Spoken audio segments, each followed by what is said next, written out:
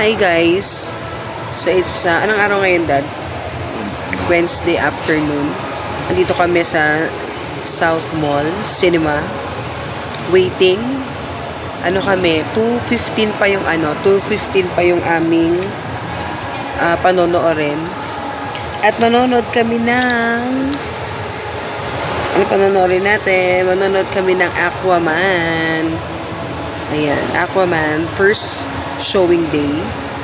Ayan, so habang kami ay naghihintay, nag-lunch na kami kanina sa may kain sa food court. Ayan.